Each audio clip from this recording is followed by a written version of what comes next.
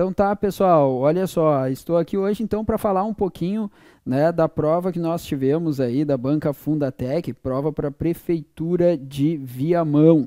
E aí eu já peguei a prova aqui, tá, de técnico em enfermagem, fiz toda a prova aqui, tá? Aparentemente, pessoal, nós não temos, né, recurso, o gabarito que eles, né, disponibilizaram para a gente ali no site é um gabarito que está tudo ok.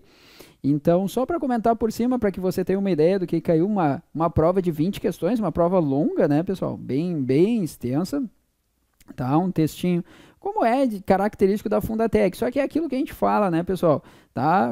Vamos lá, nós temos ali um texto longo, relativamente longo, tá? Com duas questões de interpretação de texto. O resto é gramática e vocabulário.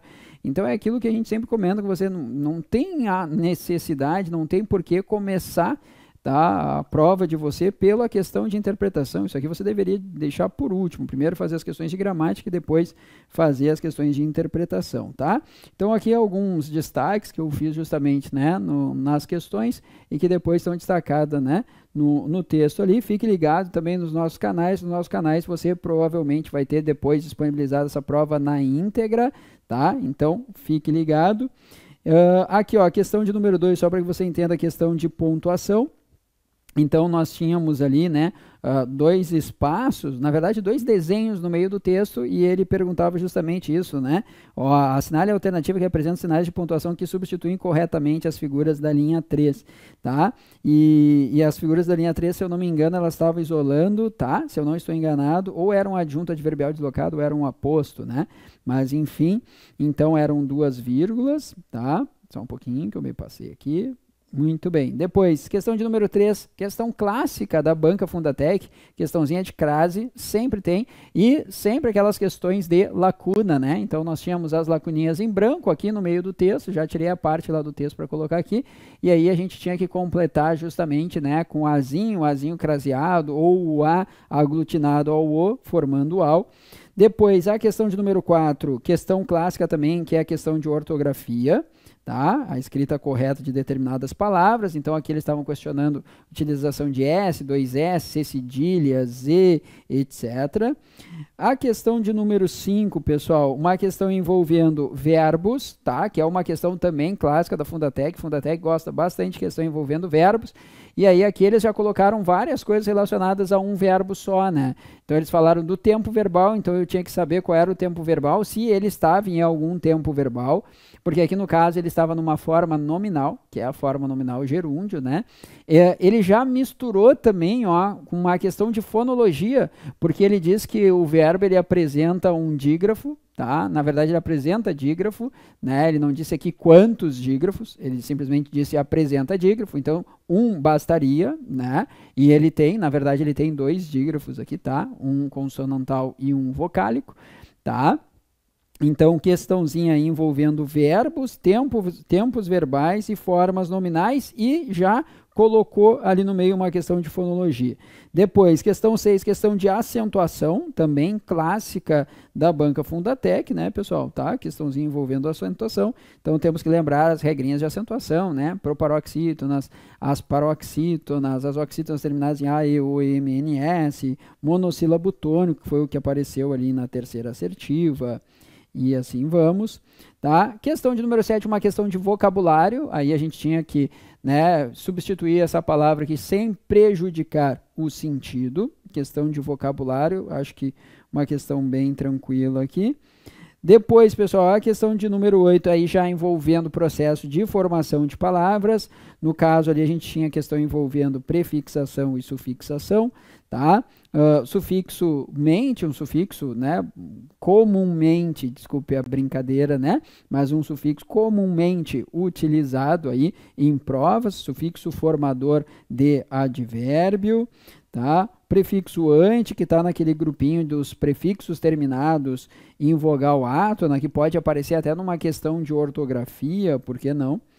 Tá? Depois, né, gente, ó, emprego de palavras. Então, ó, ele dizia assim, a palavra graves no contexto tem função de, tá? Então a gente tem que analisar o contexto no qual a palavra está inserida. Já coloquei aqui para você, fica até mais fácil, né? Essa aqui bem tranquilo.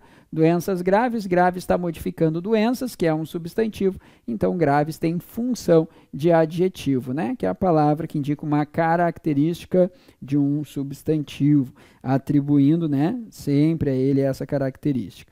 Depois, na questão de número 10, aí já era uma questão de análise sintática, uma questão de funções sintáticas, tá, pessoal? Que nós tínhamos assim, ó, os ensaios clínicos da fase 3 da vacina já estão em andamento. Então, olha só, né? Isso aqui tudo era o nosso sujeito, aí a gente tinha que lembrar como que a gente identifica o sujeito de uma oração, tá? Então eu perguntaria que é que já está em andamento, resposta, os ensaios clínicos da fase 3 da vacina. E aí vem aquele outro problema, né? Que muita gente diz assim, ah, sujeito é barbada, né? Porque sujeito é o ser que pratica a ação do verbo. Aí aqui a gente não tem o ser praticando a ação. Aí tem gente que diz assim, ah, o sujeito é o substantivo. Só que daí tu olha, ensaio é substantivo, fase é substantivo e vacina é substantivo. A pergunta é qual é o núcleo desse sujeito, porque é isso que vai responder a tua pergunta, né? Eu sei que ele é um sujeito simples porque ele só tem um núcleo, pessoal.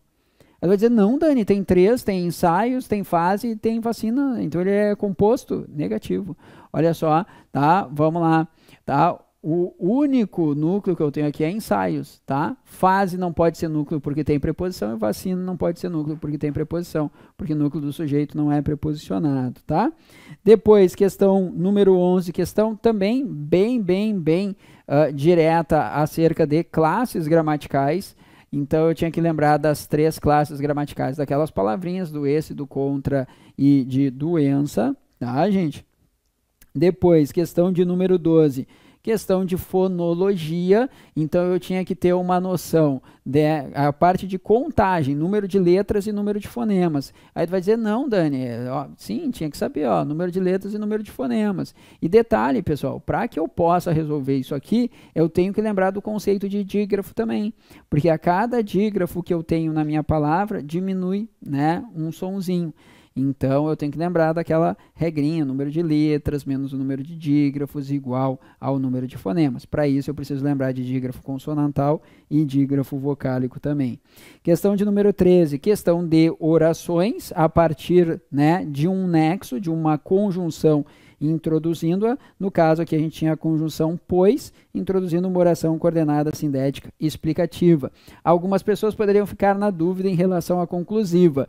Por quê? Porque o pois também pode ser conclusivo. Como é que eu sei que aqui ele é explicativo, gente? Porque ele está aparecendo antes do verbo.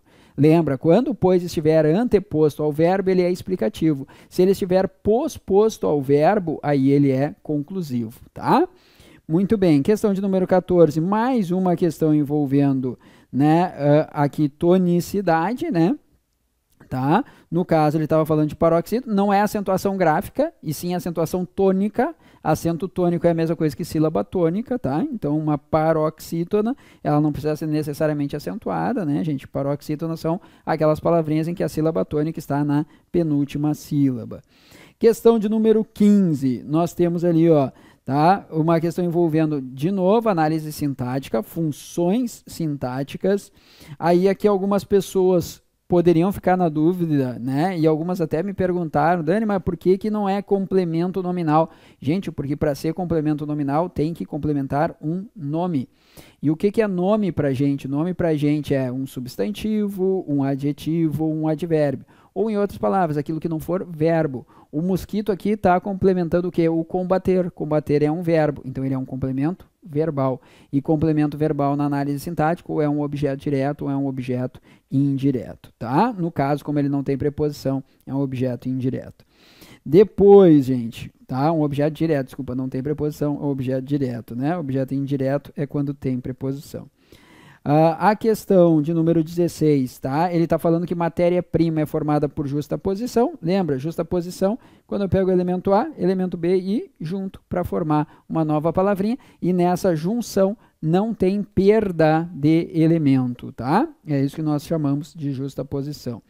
Tá, gente? E aí ele aqui falava na questão do sentido até também, tá? A questão de número 17 era aquela questãozinha também clássica aqui de classes gramaticais. Ele pediu o número de preposições. O que podia gerar uma certa dúvida eram aquelas preposições aqui, ó, como nos e dos, que daí nós temos justamente a união de de mais os e aqui de em mais os. Então, de repente, alguém aqui poderia se passar, tá, gente? Depois, questão de número 18, aí já era uma questão, tá, de transcrição de vozes verbais, né? Então, ó, a atenuação do vírus foi realizada pelo Instituto um dos parceiros Butantan na iniciativa, transcrito corretamente na voz ativa, sem alterações de sentido. Aí eu tenho que lembrar daquelas, né, transposições da ativa para passiva. O objeto direto, né, da voz ativa se transformará em sujeito da passiva, né? O sujeito da voz ativa vira o agente da passiva, né? E nós temos a estrutura verbal, que é o verbo ser mais particípio. Agora, se ele sai da passiva para ativa, a gente faz o caminho inverso, né, gente? Então, uma questãozinha aqui envolvendo vozes verbais. A questão de número 19, também questão clássica da Banca Fundatec, que é aquela questão, né, que ele diz assim, caso substituíssemos a palavra ensaios, que está no plural, pela sua forma no singular, ou seja, ensaiou, quantas outras palavras sofreriam a alteração, tá, gente? Eu acho que um grande detalhe aqui é a gente lembrar assim, né, ó, tá, os ensaios clínicos, ó, assinale a alternativa que indica quantas outras. Então, ensaio não conta, são outras palavras além de ensaio. E a última questão, questãozinha clássica ali de substituição de nexo, substituição de conjunção, tá, gente? Então, esse aqui é o resumo dessa provinha que aconteceu aí, prova da Fundatec para a Prefeitura de Viamão, tá? Espero que vocês tenham gostado. Se gostaram, não esquece de dar um joinha,